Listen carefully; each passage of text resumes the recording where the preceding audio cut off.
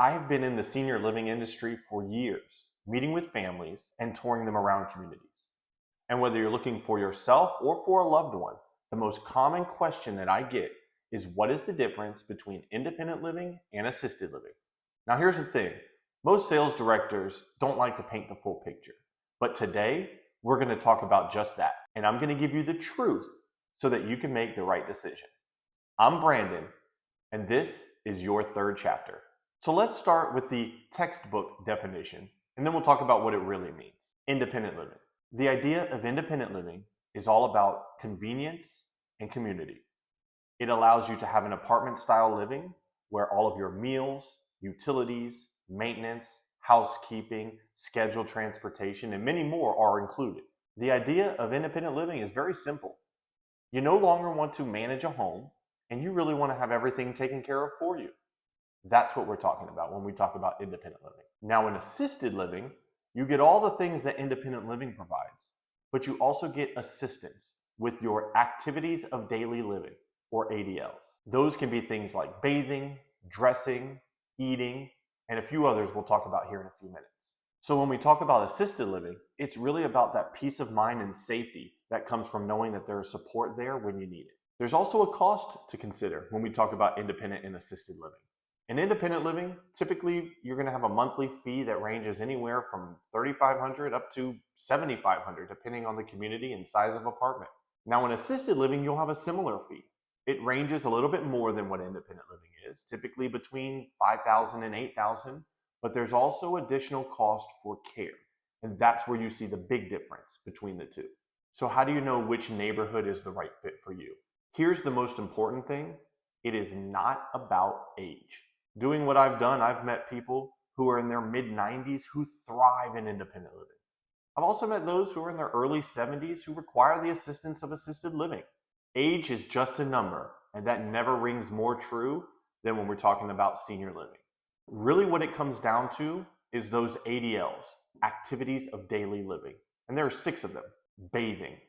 Can you or your loved one safely bathe themselves? Dressing. Can you or your loved one pick out their clothes and dress safely? Toileting.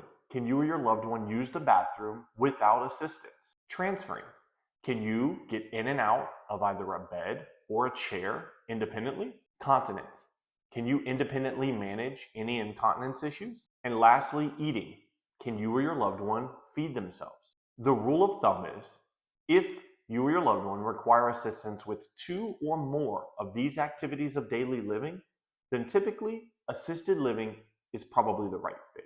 But there is a caveat, and this is where things get a little bit tricky.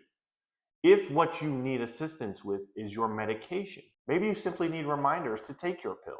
Some independent living communities provide assistance with that, so it's important to ask. I have toured hundreds of families, and typically when a family is toured with me, they've toured with a myriad of other communities. And this is the one thing I wish more sales directors would tell the families that they are working with. You can always move up, but it is much, much more difficult to move down. What do I mean? If you start in independent living and you've noticed that your care levels have increased, you can always transition to assisted living.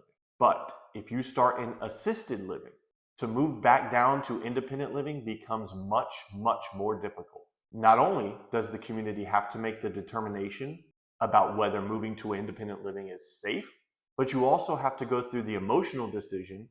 And a lot of people don't want to confront the idea that they've been paying for care that they do not require.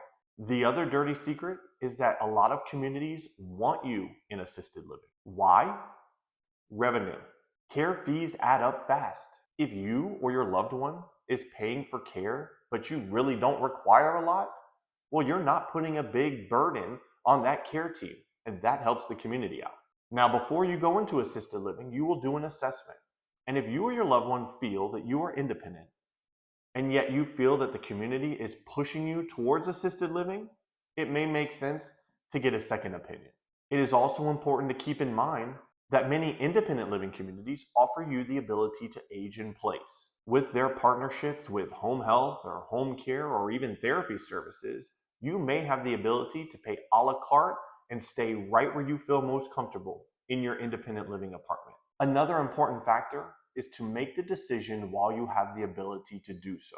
I can't tell you how many times I've met with families who missed the opportunity of going into independent living because their needs changed to a point that that was no longer an option. There is a sweet spot. When you notice that there's been a change, or you're tired of managing a home, that is when it's important to make that decision, not when a crisis happens. So here's what I recommend. Do an honest assessment. Can you or your loved one shower safely? Are medications being handled correctly? Can you or your loved one dress yourself safely? Be brutally honest. This is not about pride. This is about safety and quality of life. I also think it's important to tour both levels so that you understand the differences between the two and you get a feel for what most feels like home. Sometimes you'll be surprised what feels right. Now, we will be doing a video about questions to ask during a tour, but make sure that you ask some of these questions. What happens if my care needs increase while in independent living? What's your process to move between levels if independent living and assisted living are both offered in the same campus? And can I add services while living in independent living before necessitating a move to assisted living? This is just the tip of the iceberg, but great starting point questions to ask the sales director that you're meeting with.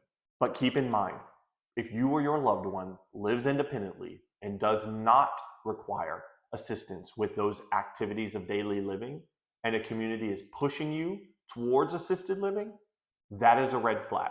And it may be worth looking into a different community.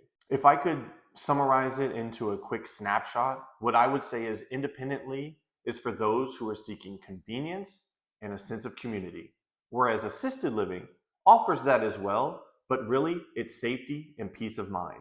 If you're unsure of what the best fit is, sometimes if you can safely do so, start an independent living.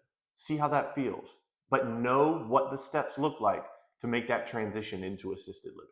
And above all else, do not let a community dictate where you need to go because it's safer for them. This is your life. Now, if you or your loved one is navigating this process and you have questions, drop a comment. I'll be more than happy to answer those for you. And subscribe because we have many more videos coming on senior living. I'm Brandon with your third chapter. Thank you for watching.